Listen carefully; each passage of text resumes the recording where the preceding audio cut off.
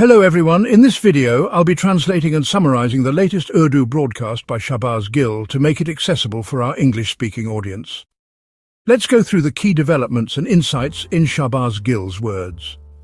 Among today's most important news, first and foremost is Imran Khan Sahib's statement from jail, where he clearly declared that if anything happens to his life, his well-being, or his wife's well-being or life, then only one person will be responsible. And that person is Field Marshal Asim Munir. Imran Khan also said that if anything happens to him, he wants his party to hold Asim Munir accountable, to pursue him. By party, it is clear he means the people of Pakistan, the public. This was a very direct, straightforward and strongly worded message sent yesterday through his sisters and tweeted from his official Twitter account. A lot has happened besides this as well. Yesterday, Imran Khan shocked everyone again, particularly regarding matters related to the Senate, where he took a very clear position. Salman Akram Raja Sahib was visibly angry and Aliya Hamza Sahiba was mildly admonished by him. We'll come to that too. But first, Imran Khan's message from jail is a highly meaningful one. Just a few days ago, you heard the drop site story, which claimed that during a meeting between Field Marshal Asim Munir and President Trump had said, "I want you to resolve the matter of Imran Khan." You'll remember that we reported this as well, and Dropsite quoted Trump directly, addressing Asim Munir as Field Marshal and saying he wanted the Imran Khan issue resolved because many Pakistani Americans had voted for Trump in the elections and they had extracted a promise from him to help resolve Imran Khan's matter. This Dropsite story sparked many reactions. As you may recall, I had analysed this claim and stated clearly that, in my view, this was not true. I also mentioned that although I respect Dropsite and consider it a credible publication, and have great respect for its journalists who do commendable journalism, my analysis was that such a conversation between Trump and Asim Munir did not happen. I even used an example, that this wasn't some informal meeting between locals in a village, this was a high-level interaction. If even a minor hint had come from Trump, the situation in Pakistan wouldn't have worsened, if not improved. Since the day of the reported Trump-Asim Munir meeting, the situation in Pakistan, especially regarding Imran Khan and PTI, has gone from bad to worse. A few days ago, I also met Ryan Grim in Dallas, Texas, and discussed this matter and their story with him. While he was confident in the report, I shared my analysis with him. Now about last night's vlog. Instead of our regular episode, we released a speech I gave at a doctors' convention in Dallas. If you haven't watched that speech yet, I highly recommend it, as we discussed many interesting issues in detail. Returning to today's developments, Imran Khan's latest tweet leaves nothing hidden anymore. It validates our earlier analysis that there was no such intervention from Trump. If there had been, conditions for Imran Khan and PTI would have eased, not worsened. The harsh treatment Imran Khan is facing in jail confirms that Asim Munir felt he had a green light from all directions. In his tweet, Imran Khan named the superintendent of Rawalpindi jail, possibly Anjum Sahib, and a colonel, saying both were carrying out harsh measures under the direct orders of General Asim Munir. He revealed he's been kept in isolation, denied books, denied medical checkups, all in detail. He also explained how his wife is being targeted and pressured. The aim seems to be, if Imran Khan won't break, then break his wife to pressure him. But the most important line from Imran Khan's tweet is, "If anything happens to me, Asim Munir will be responsible."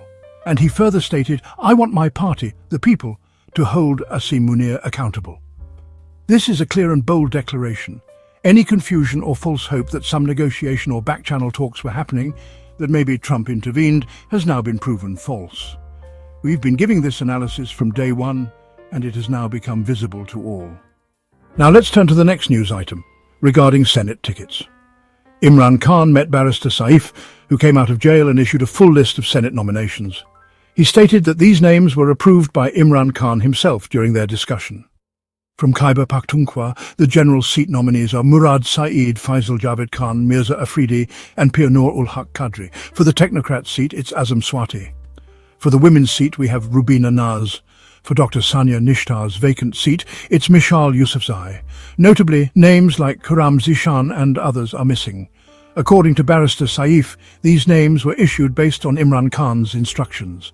However, there was also a tweet from Imran Khan's account after his sisters' meeting which seemed to contradict the list. That tweet said the party leadership should consult and then decide on the Senate nominations, suggesting collaborative decision-making merit-based assessment, and prioritizing party workers over the wealthy elite. This raises confusion. Either the list Barrister Saif gave is accurate, or the tweet reflects Imran Khan's true position. If all names had already been finalized by Imran Khan, what was the point of asking for party consultation in the tweet? This inconsistency has sparked criticism and raised questions. Party leadership seems inclined toward the list Barrister Saif provided. Yesterday, a meeting of PTI's political committee was held, which I did not attend, as I voluntarily distanced myself from such committees since January. Reasons are well known. I learned about this meeting through Adil Raja, who tweeted about it. From his tweets, it seems the name of Mirza Afridi is especially controversial. There are quite a few tweets from Adil Raja above, and according to him, much of the party leadership wants Mirza Afridi to receive the Senate ticket. However, it's obvious that on social media, the regular party workers are heavily criticizing him.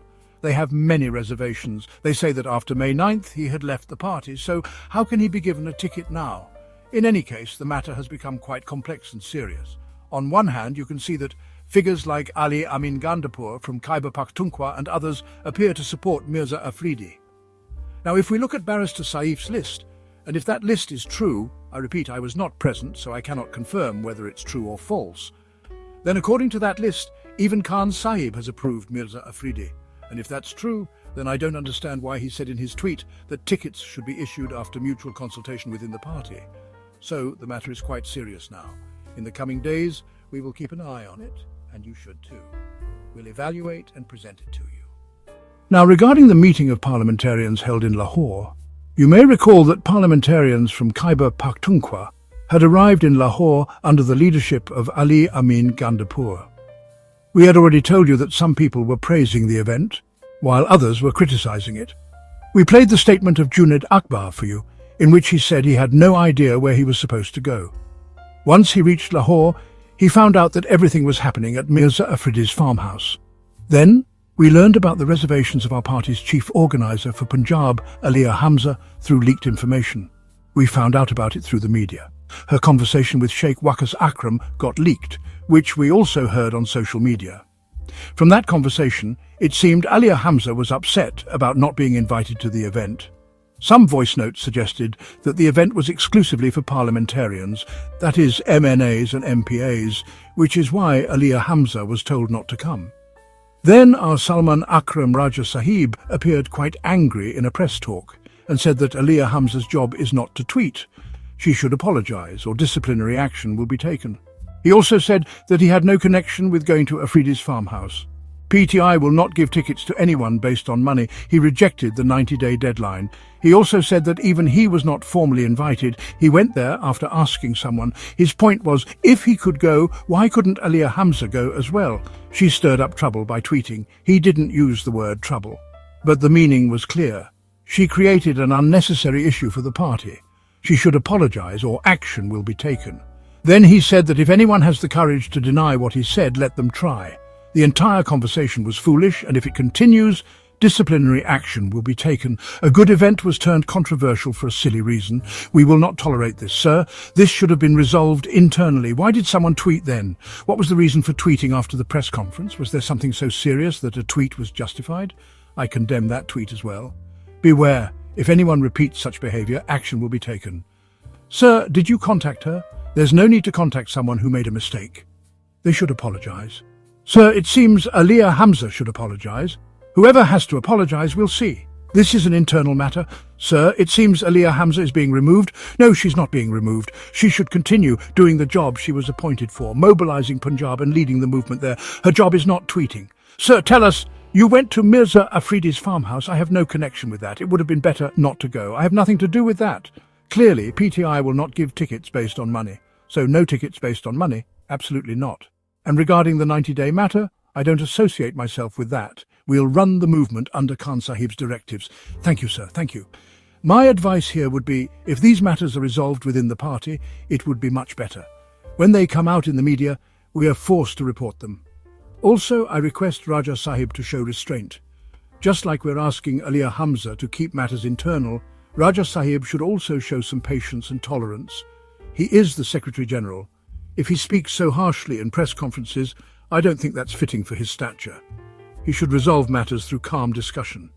Yesterday he seemed a bit too angry. Of course, given today's tense environment, such reactions happen, and things spiral out of control. Now, let's move on to the next news, the ordeal of Sajid Nawaz Sahib. The case against Sajid Nawaz was not filed based on his video. According to new information, Sajid Nawaz was actually named in a PTI rally from a year ago. Only now, after a year, the police remembered that Sajid Nawaz was also at that rally. The video was made in the Garden Town police jurisdiction. That's where the crime allegedly took place. The case should have been filed there. But instead, he was detained in Garden Town, but kept in custody at Johar Town, and the case was filed in Green Town. In other words, he was taken all around Lahore. For 3 days, he wasn't produced in any court. Eventually, things were settled after some reconciliation. ISI and MI officials got involved. The police got involved. The matter was resolved in the late night, and he was released the night before last. We, of course, congratulate Sajid Nawaz Sahib on his release. But he gave a beautiful statement upon release. He said, "They just picked me up. I didn't even take anyone's name." He did use one offensive word, but he never took anyone's name, not even of the army chief directly. Sajid Nawaz Sahib is quite intelligent, I must say. He said, "I committed no crime, I simply expressed my emotions, and expressing one's emotions is every Pakistani's right." So yes, Sajid Nawaz turned out to be quite smart, and others are catching on. Pakistanis have realized that you can act without naming names, hinting just enough so everyone gets the point, action happens, and trouble is minimal. Now I see many other uncles talking similarly. Their videos are appearing on TikTok and elsewhere, doing exactly what Sajid Nawaz did. Unfortunately, what happened to him was unjust, but he stood his ground with remarkable courage. He never gave up. Now moving on, the Election Commission has disqualified Jamshed Dasti Sahib. He was disqualified because his degree was found to be fake. Remember, not long ago, a judge from Islamabad High Court, Justice Jahangiri, also had his law degree declared fake after 2 or 3 decades. The inquiry was launched just because he wasn't bowing to Chaudhry Nizamuddin or following the general's orders, so they fabricated the degree issue to pressure him. Now, the same thing is being done with Jamshed Dasti. The purpose is clear, either force him to join the PMLN or distance himself from PTI. That's the goal. But I don't think this will work because no politician wants to leave Imran Khan right now. Everyone knows that if they even slightly backtrack, the public will hold them strictly accountable. So, I don't think anyone is willing to abandon Imran Khan at this point, no matter what they do to their degrees, or whether they send them to jail. Just look at Sajid Nawaz. If you hadn't arrested him, perhaps the matter would have died down. But now that you did, even those who didn't know him now do, and many are now using the same language he used. In the end, it seems you only realize the truth after eating 100 shoes and 100 onions. You took abuse from Sajid Nawaz and now from 100 others too. If you'd just left Sajid Nawaz alone, maybe it would have ended there. But because of your action, the matter has escalated. Now everyone is abusing you publicly. That wraps up our translation of Shahbaz Gill's video. I hope this English version helped you understand his message better. Please like, share and subscribe to Awami Lens to help our community grow. Don't forget to leave a comment below and let me know what you thought of this effort.